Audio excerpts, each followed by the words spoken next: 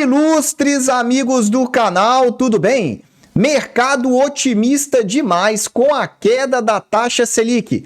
É o recado de um gestor de ações que nós vamos falar no vídeo de hoje. E vamos dizer também quais são os mercados, os segmentos que ele está de olho e aqueles que ele está evitando nesse momento. Vini Invest, o canal que traz informação diária para você, investidor, não ser enrolado no mercado financeiro. Vamos lá! O título da matéria que você pode pesquisar aí, dando uma gugada, e que saiu no Exame Invest é esse. O mercado está otimista demais com a queda da taxa Selic, diz Werner Roger, da Trígono Capital. Fundador e CIO da principal gestora de small caps no país, vê risco de corte de juros ser menor que o esperado e alerta para os resultados do segundo trimestre. Vamos entender um pouco melhor o que ele está falando. Mas antes, você já sabe que a projeção do mercado é da queda da taxa Selic já agora, na reunião que é na semana que vem, na próxima quarta-feira. E aí fica a dúvida do mercado para as próximas reuniões. Só que o que ele quer dizer é que essa expectativa de uma queda rápida pode não acontecer tão rapidamente assim, ou seja, tão otimista quanto o mercado está projetando. E quando ele está falando do mercado, ele está falando em particular das projeções do Boletim Focus, que olha, está cada vez menor a projeção da taxa Selic. E eu venho dizendo isso semana após semana aqui no canal. A taxa Selic vai cair, mas pode não cair tão rápido assim. E vamos entender então por que ele está destacando esse excesso de otimismo do mercado. Só que antes, é interessante trazer essa informação. Ele é uma gestora de small caps. Small caps são aquelas empresas de baixa capitalização na bolsa. Quando elas caem muito, mas quando elas sobem, elas disparam. E quando elas disparam, geralmente tem relação com o corte da taxa de juros. E ele diz então que ele vê risco de corte de juros ser menor do que o esperado. E alerta então para esses resultados do segundo trimestre que está começando agora e do terceiro trimestre, que só vai vir lá para o mês de outubro. Ele diz que a convicção e concentração em poucos nomes tem feito os seus fundos terem retornos descorrelacionados com os dos principais índices de ações. Então ele é gestor de um fundo de ação e ele teve resultados bem interessantes. É por isso que eu estou trazendo essa matéria. Seu maior fundo, que é o Delfos, desde sua criação em 2018, veja, 2018, 19, 20, 21, 22 e 23, 5 anos, rendeu 218%. Eu vou repetir, 218%, conta 36,70% do Ibovespa até o final aí de junho, recentemente. Então eu imagino que seja um gestor que tem algo relevante para trazer aqui para nós. Vamos tentar entender aí esse excesso de otimismo. Ele está dizendo o seguinte: além do corte esperado para agosto, vai depender muito do que a ata do Copom irá desenhar sobre o ciclo da queda de juros. Para você entender melhor, toda vez que nós temos uma reunião do Copom, como essa que vai acontecer dia 2 de agosto, no mesmo dia o Copom solta um comunicado, dando uma síntese de qual é a visão dele do mercado e as expectativas então para o futuro. E na semana seguinte sai a ata do Copom, que aí sim é um documento mais detalhado da perspectiva. E ele está dizendo para ficar de olho então na ata do Copom, que vai sair na segunda semana de agosto. E ele diz: o índice, o Ibovespa, subiu de forma bastante otimista. Ele está dizendo então que a expectativa de queda da taxa de juros foi muito grande. E essa alta então do Ibovespa foi em razão dessa expectativa. A primeira queda da taxa Selic deverá ocorrer em agosto, de 0,25 ou meio ponto percentual. Mas ainda está muito nebuloso o cenário para as próximas decisões. Há dúvidas sobre a velocidade da queda de juros. Veja, estou repetindo para você. Há dúvidas sobre a velocidade da queda de juros, ainda que o Banco Central seja bastante conservador no sentido de reduzir as taxas de juros. O que ele está dizendo é: o mercado está começando a apostar cada vez mais que as taxas vão despencar. Só que o Banco Central tem sido bastante conservador nesses últimos meses.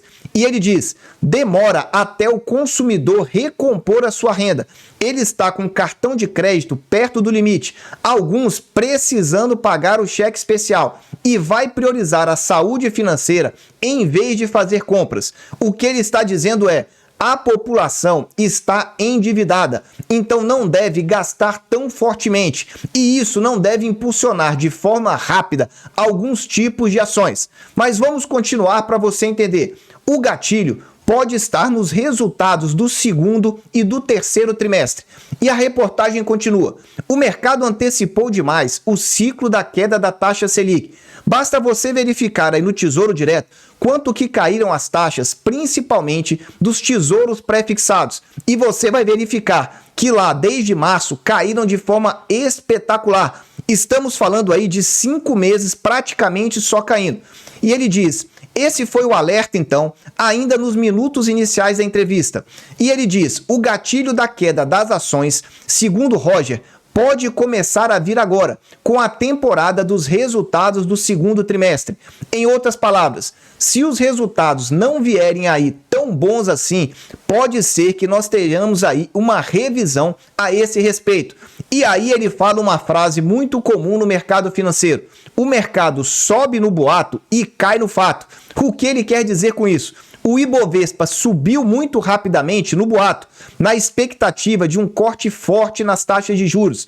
Só que se isso daí não acontecer, essa alta no Ibovespa pode ser uma queda na sequência.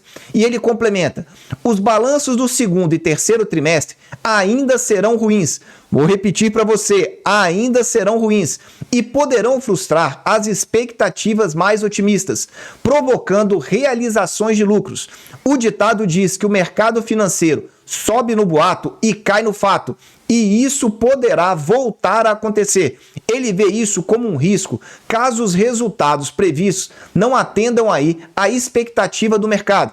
E aí ele fala que a intensidade do ciclo da queda de juros está pouco clara, podendo ser menos intensa do que esperado. Qualquer frustração pode elevar o juro futuro para cima. Aqui deixa eu te fazer uma explicação. Todo mundo acha que tendo um corte na taxa Selic, todos os vencimentos de títulos caem também. Muito cuidado, não é assim que acontece no mercado.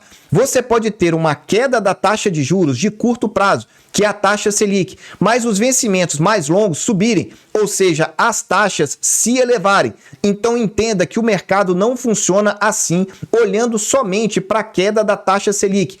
Principalmente aí, se o mercado entender que o corte da queda Selic seja um corte político e não um corte técnico, porque o mercado já projeta para frente, para os próximos vencimentos, o que pode acontecer em termos de vencimentos mais longos, prazos mais para frente.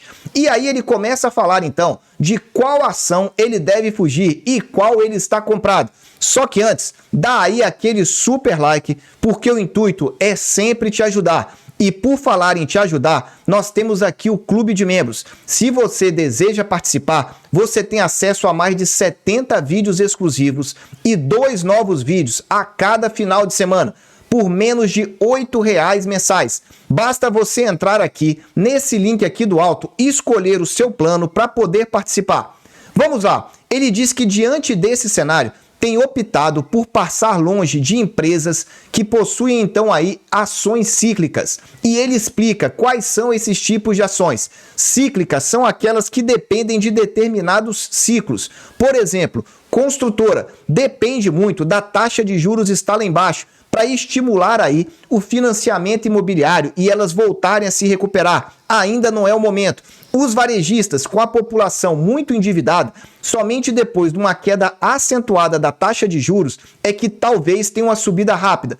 E ele fala ainda, a administradora de shopping centers também não entram em seu fundo. Não temos nada, nenhuma exposição dos fundos. Só que tem um detalhe aqui importante para te falar. Essas empresas são as que reagem mais rapidamente também. Se o mercado realmente confirmar queda forte da taxa de juros, você vai ver que são as que vão disparar primeiro. E aí ele detalha um pouco melhor. As ações de construtoras subiram bastante nesse ano, mas temos visto o número de distratos aumentar. ou seja, os cancelamentos, a revogação de contrato nas prévias das construtoras. Isso pode acontecer no momento em que todos os lançamentos de 3 anos atrás chegarem simultaneamente no mercado, com bancos retraídos e o comprador sem dinheiro para pagar. O nível de endividamento da população está muito lá elevado. Então a tendência é que a população comece a cortar dívida. Se ela começa a cortar dívida, talvez a dívida imobiliária seja uma dessa e aumente então os distratos. E ele diz: podemos ter um movimento semelhante ao de 2015 e de 2016, quando foi aquele movimento aqui interno no Brasil, que foi o famoso desastre econômico. Eu acho que estamos longe desse desastre, mas está aí a opinião dele.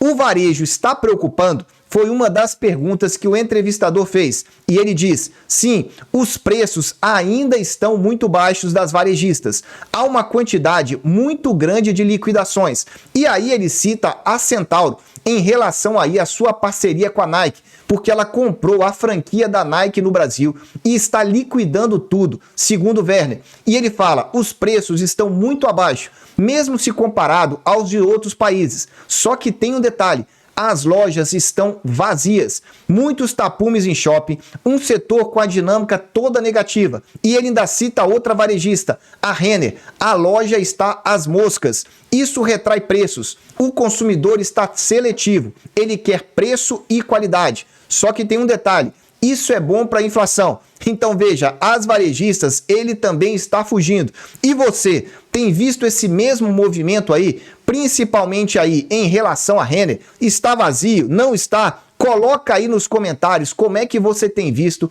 essas varejistas na sua cidade. Esse movimento é real para você ou é mera ficção? E ele diz: não temos varejo, setor imobiliário e nem shopping. Ratificando o que ele falou anteriormente. Não temos nada, nenhuma posição em nenhum dos fundos. Então tá aí. Ele não está acreditando então que a taxa Selic vai cair rápido. Logo, se ele não acredita nessa queda rápida, ele não acredita numa recuperação rápida desses setores mais cíclicos, que dependem de uma taxa de juros menor. E aí ficou a pergunta: e quais são então as melhores ações? Suas maiores apostas são no setor do agronegócio, bens de capital e commodities. Olha aí as 3 que ele está falando. Fiel à filosofia de longo prazo, tem carregado suas posições ao longo dos anos. E aí ele cita algumas empresas: Kepler Weber, Ferbasa, Tupi e Unipar. Essas 4 empresas que ele colocou como destaque em termos do mercado acionário. E você, como você está aí se posicionando em relação a esse mercado? Se você não entendeu ainda como funciona esse fluxo e você precisa de alguma ajuda para compreender melhor esse mercado, como por exemplo, taxa Selic cai, mas as taxas longas podem subir, os vencimentos mais distantes podem aumentar, é isso mesmo. Eu estou aqui para te ajudar com uma mentoria financeira. Se você tiver o interesse, tá aí o contato. Eu deixo o meu e-mail e o meu WhatsApp. Basta você fazer um contato e nós vamos marcar uma videoconferência de 1h30 para retirar todas as suas dúvidas e te explicar como é que funciona essa dinâmica do mercado. Esteja preparado, nós ainda teremos grandes oportunidades em 2023. Meus amigos, eu espero sempre que vocês estejam na presença de Deus, que vocês aproveitem muito o tempo em família. Um abraço e até o próximo vídeo.